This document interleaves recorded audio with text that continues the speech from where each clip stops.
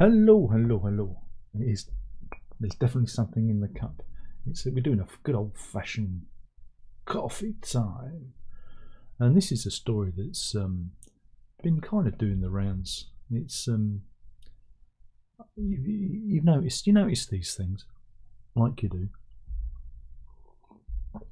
and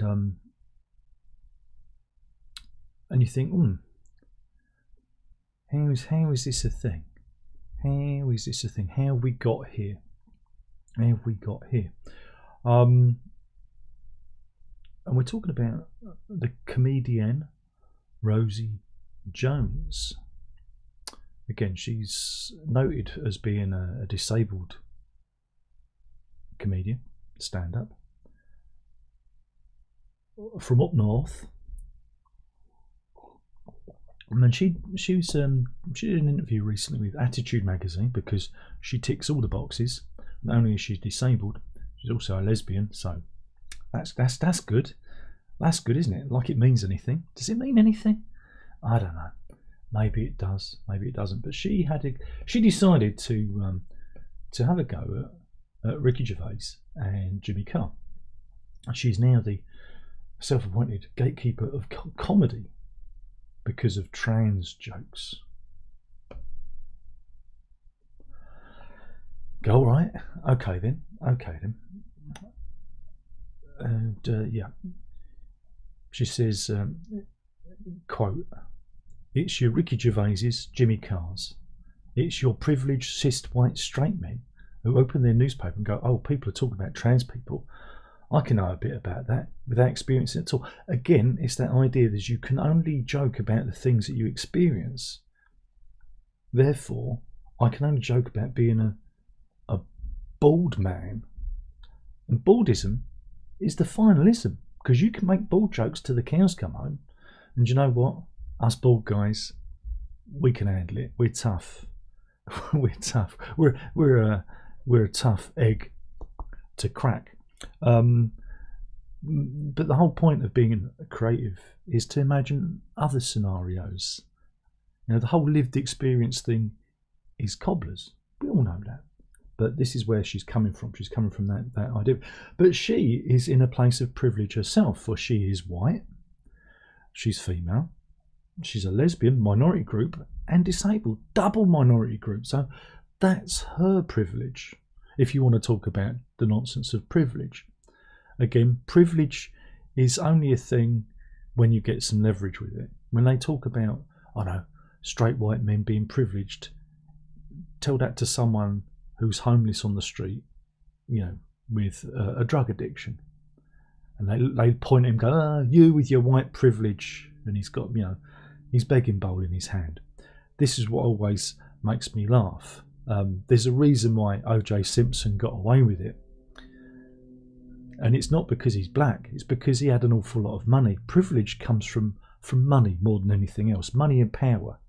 And to say that you have privilege just because you're a certain skin tone, try that in Africa or China. This is where it becomes a nonsense. But yeah, she was she was railing against Gervais and Jimmy Carr. Jimmy Carr specifically because he praised Graham Linehan because apparently Graham Linehan's a transphobe. Everyone's a transphobe these days. But so yeah, it's very, very strange how we've got here, where certain people can dictate who does comedy or what they can say in comedy, because that's what it's all about. It's all about stopping people saying what they want to say. Now, again, we have laws.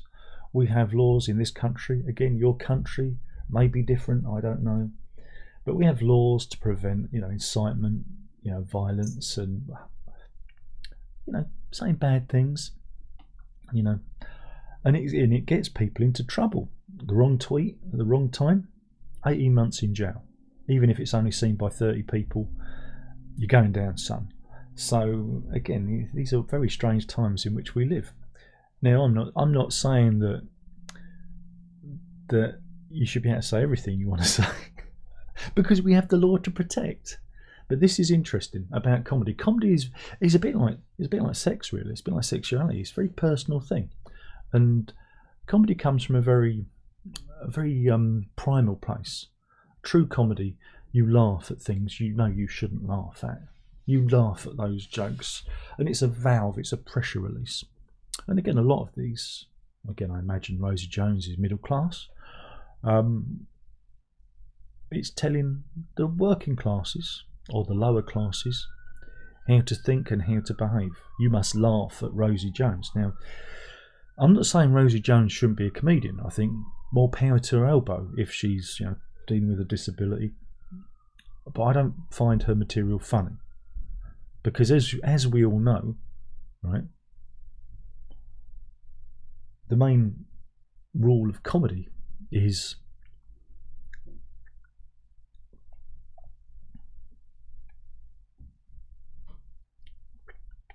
timing, and watching Jones perform is like watching glaciers move. It can be quite difficult, and when I've seen her on the television, I don't know if I'm laughing at her or with her. It's like and you don't know what you're actually like, because I can't follow her material, and I just don't enjoy it. Again, it's a personal thing. I don't enjoy it. There are many other disabled comedians out there that do a better job, and she ain't one of them. But I'm not saying she should stop doing it. I'm saying carry on. She's got her audience. Carry on. But to turn around and say you can't make jokes about this thing or that thing is wrong. Now can I do a trans joke? I've got a trans joke. Are you ready? It's a good one. You'll like this. I hear that Marvel are bringing out a new movie with a group of trans superheroes. It's called the X-Men. I like that joke. That's not transphobic, that joke. That's positive. That's positive. You see? X-Men.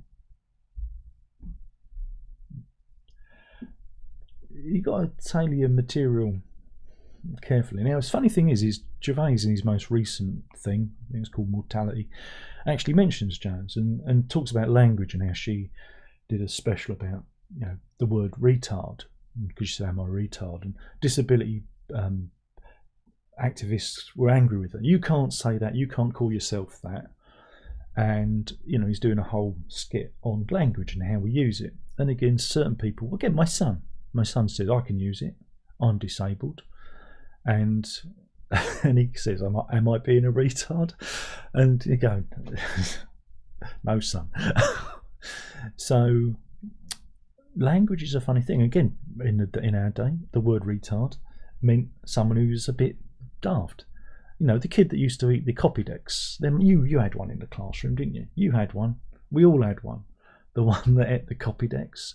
For those who aren't in the UK, copy decks was a glue, smelt of fish, white glue, almost like, I think, PVA, kind of wood-based glue, used for sticking paper together. And there'd always be one kid who'd be eating the because it had a brush that go in the pot. It was always one of those. So the word retard was bandied around like nobody's business for anyone who was a bit daft, a bit stupid, not disabled. Just, are you being retarded? And then we weren't allowed to use that word. So we just go back to using thick. You can still use thick. And again, I think that probably came from America. I think a lot of this comes from America. So yeah, she's picking a fight with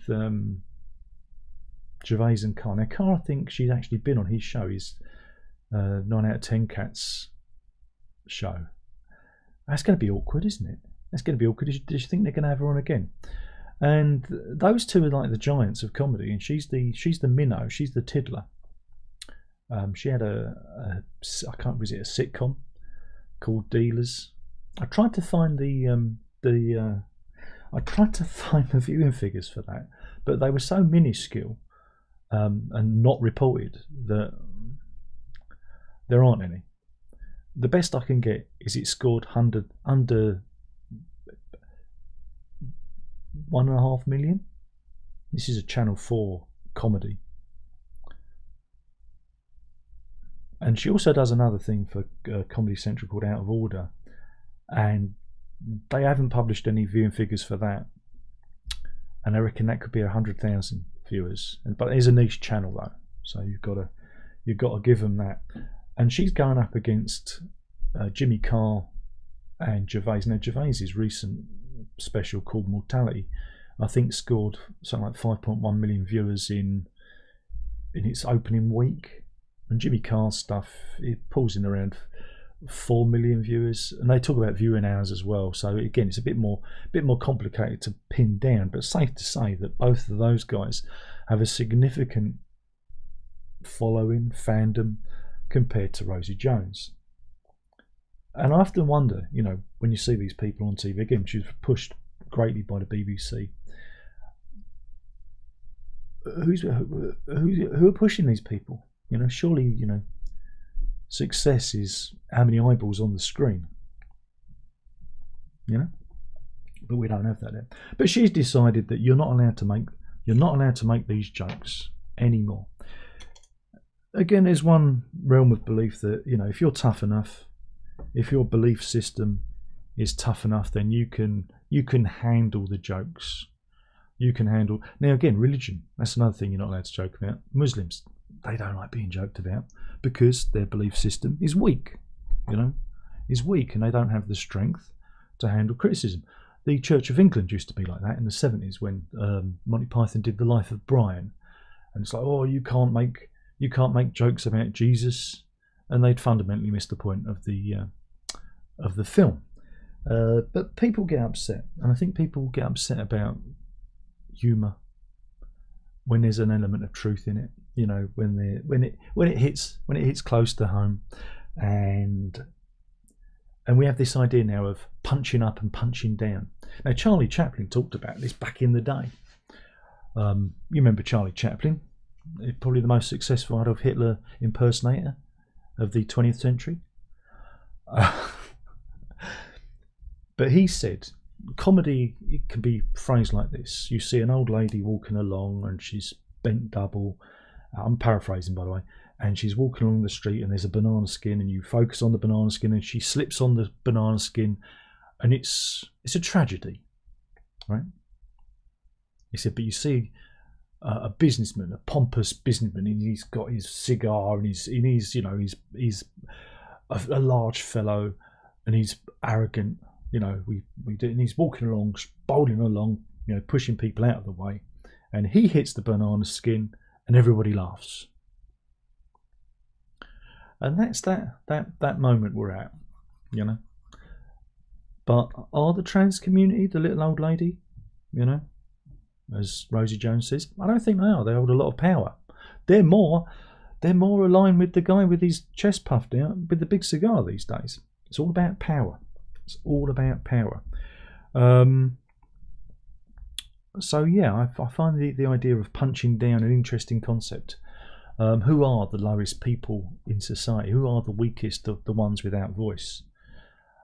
Because that's who, you know, children. But you can make jokes about kids, can't you? You know? Like my son. My son, he's disabled. I laugh at him all the time. Because that's the thing about Rosie Jones. She's made it acceptable to laugh at disabled people. And my son's disabled and I laugh at him all the time.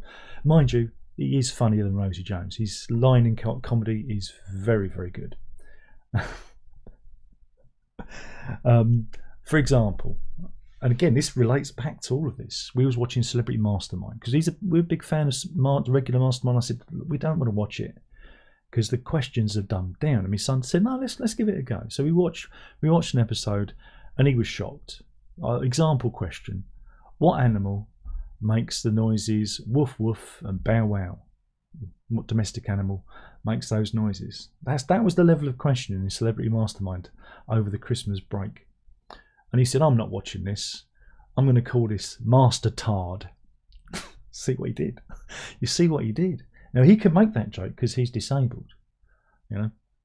Yeah, he's disabled. So we'll let him have that one.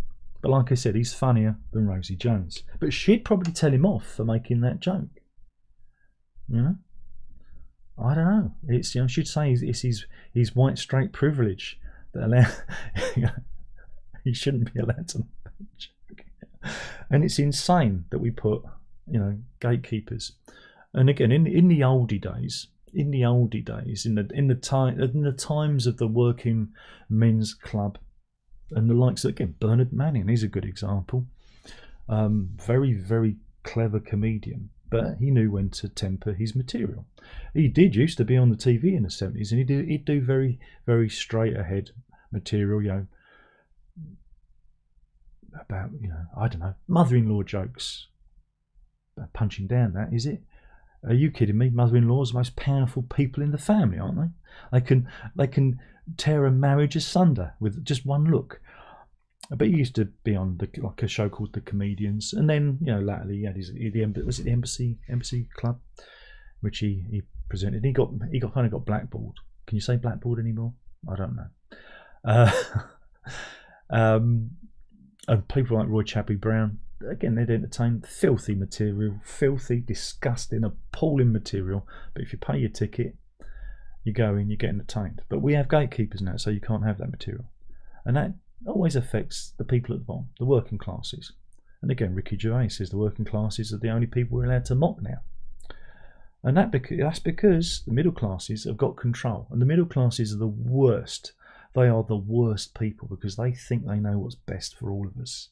And that's the worst thing to be in this world. To have that kind of arrogance. Remember, the path to hell is paved with good intention. It always is. And it always will be.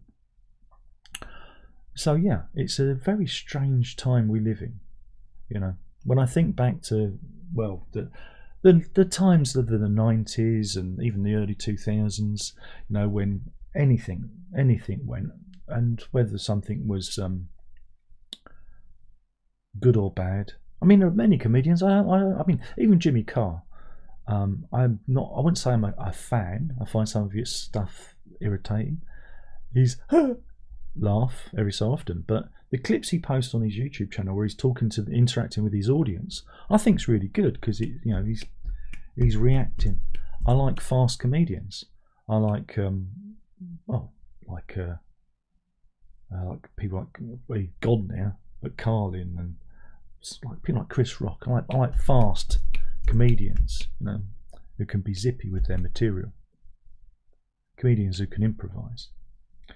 But here we are. I mean, Carlin, you know, George Carlin would have made a meal out of this and about language and how, you know, how language has changed. Watch his skit on soft language. It's great. That is very, very good. But yeah, what's the limit to comedy? What can you? I think you can joke about anything. Again, even Frankie Boyle, he used to joke about the disabled and tell some terrible things. But guess what? I didn't watch him. I turned him off. But on Twitter, when he was trending, I said, "Oh no, Frankie Boyle's trending. Oh, he's still alive." Frankie Boyle blocked me. I wasn't even following him, and I didn't even at him. So that means he was searching for his own name. So that tells you something. Obviously, he couldn't handle near the knuckle comedy. Cuts all ways, doesn't it? But here we are. Who's your favourite comedian? Leave a comment in the comments box below. I know you won't. What can we joke about? What can't we joke about? You know, the best jokes are the jokes you tell your friends, so you know that no one else is going to hear. They're the best jokes. Yeah. So yeah, who made Rosie Jones the gatekeeper of comedy? Is there a guidebook? Is there a guide? Taboo subjects for comedy. What do you reckon? Can we do that? I don't know. I don't know if there's anyone in the chat because I haven't had it open. Oh, there's only Anton. And he says, "Ciao from Italy." And he says, "Good afternoon." Good afternoon. Glad you're both here. So, yeah. So no one's watching. It's good this. I've managed to alienate most of my audience. So what do you think? Anyone watching? No? Okay then. Well, I'm off then. And do read the article. I'll link to the Attitude interview so you can actually read it for yourself. You know.